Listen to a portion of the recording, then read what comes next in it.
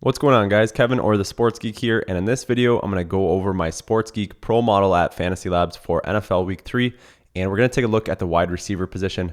Right now I have Week 2 pulled up, so that's another cool thing about FantasyLabs models. You can change the date up here and check out how it did in past weeks. So for Week 2, I've just got the quarterback position pulled up. It's the second straight week the quarterback position has been pretty spot on in the model. You can see Cam Newton was the number one quarterback scorer, and he's ranking third in the model.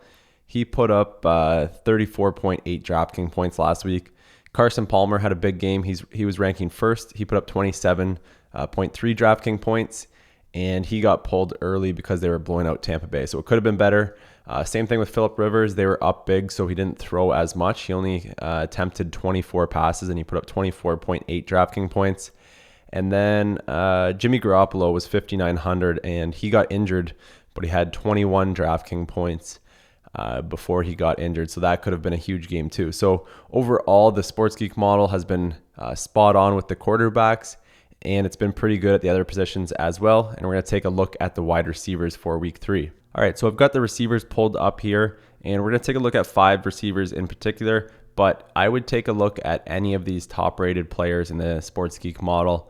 But I wouldn't have too much exposure to most of these guys. I would probably, let's say I was doing 20 GPP lineups, I'd probably have some of these guys in maybe 1 or 2 lineups. And then the guys with the 1 in under exposure, the 5 receivers with the 1, those are the guys who I'd have in maybe 4 or 5 lineups, maybe have about 20% exposure to. So taking a look, we got Terrelle Williams, 4,300. The San Diego Chargers are going to be in Indianapolis against the Colts, who have a pretty bad defense. So you can see that 2 of these Chargers receivers are ranking pretty high in the model, just like last week, and they didn't disappoint last week. Terrelle Williams has gone up in price, but he put up 15 DraftKings points last week. He maybe even has a better matchup this week against the Colts. So I definitely like him, and I definitely like Travis Benjamin as well. He also went up in price up to 5,200, but for a number 1 receiver in a good matchup, not a bad price. He does have some high upside. You can see last week he scored 32 DraftKings points. Last year, he scored over 20 DraftKings points multiple times. So he's got upside.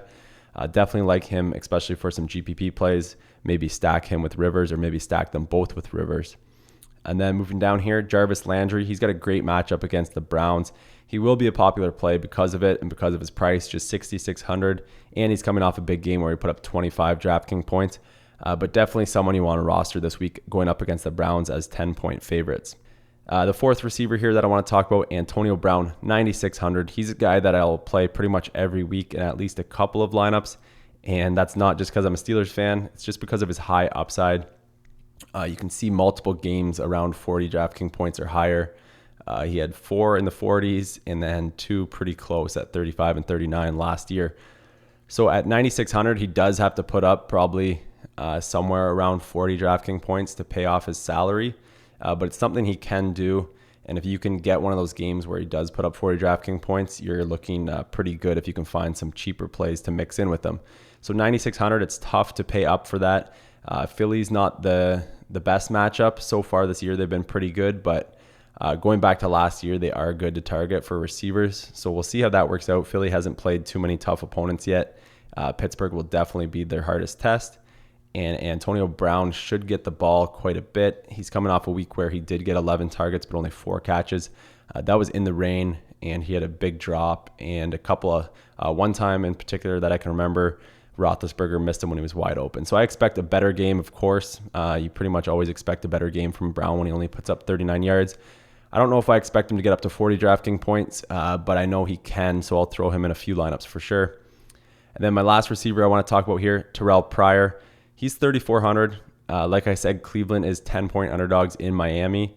If Miami does get a big lead in the first half, the Browns should be throwing a lot in the second half, I would guess. They've got a rookie quarterback, which isn't great for receivers.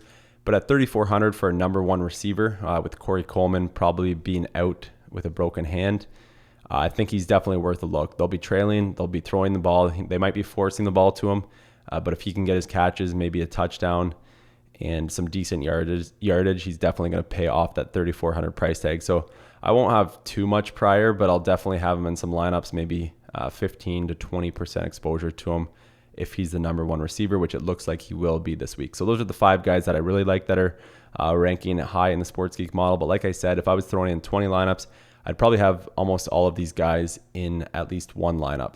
If you guys do enjoy these videos, make sure you click that like or thumbs up button, and I'll try to do it weekly here at the Fantasy Labs YouTube channel. And as always, guys, hope you guys make some money this week. Cheers.